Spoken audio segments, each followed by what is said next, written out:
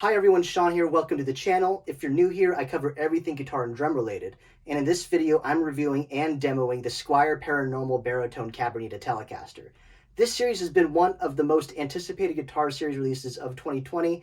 And now that we're halfway through the treachery that is this year, we have a rare bright spot. I really wanted this guitar because I actually had an old beat up Squier Baritone Jazzmaster in an Antigua finish, or avocado burst for you millennials, and then I sold it and I regretted it, so I picked one of these up. So now that I have this Squier Baritone, it looks like I already have a head start on the wear and tear part because this one already has a ding. I was playing this and my window was open. I live near the beach in California, so a strong gust of wind literally blew my slightly open door straight into the side of this guitar. Yikes. And yes, these things happen. I just wish it wasn't into the third day of owning this, but luckily wear and tear isn't a big deal to me, and it's not like I'm going to sell this guitar either, because if I sold this, I would regret it just like with the Squier Jazzmaster. That being said, make me feel better about this ding by smashing the like button, and now let's start the review. I'm going to break it up into 4 sections and a demo. I'll leave timestamps in the comments as the pinned comment if you want to jump around, but if you also want to give me watch time, I don't mind that either. The first category is one of the most important things when evaluating a guitar, and that is the build quality of the neck and body. Simply put, Squier knocked this out of the park. With the almost absurdly thick layer of polyurethane gloss they put on this Squier, you still feel like you're playing a cheap guitar, but that's not really an issue. Compared to other baritones in a similar price range, such as the one that you see Phoebe Bridgers play all the time,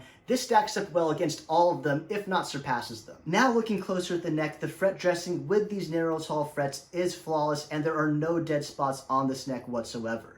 The Indian Laurel fretboard looks amazing, and to the untrained eye or from several feet away, if you told most guitarists that this was rosewood, they'd believe you. In addition, the nut on this neck sits well, is nicely cut, I have no complaints. Also quite notable on this baritone is a 27-inch scale length, and the reason that is notable is because the last time Squier released a limited edition baritone guitar, the scale length was 30 inches, which offers a completely different playing experience. Now, in terms of the body, before I get into anything else, I have to know, is this Telecaster body bigger than a normal Telecaster body? Luckily, I own a Fender Custom Shop Telecaster, so let's compare. And the answer to that question is no. In fact, it's not even that much bigger than just a normal Telecaster in general. Look at this. When looking at the body, there are no finish or painting abnormalities other than the one I caused, of course. With this level of quality control, I don't know if this is the standard that Squier is running with now, or I just got a really good example out of the bunch. In my last guitar review where I talked about the new Epiphone SG standard, I pointed out several quality control issues, and this has literally none of them. Considering that I paid less than $400 for this guitar, I'm very impressed. This Squier is absolutely punching above its price point, and honestly, it plays better and looks better than any Mexican Fender I've ever played. My score for the build quality on this guitar is a 7.6 out of 10.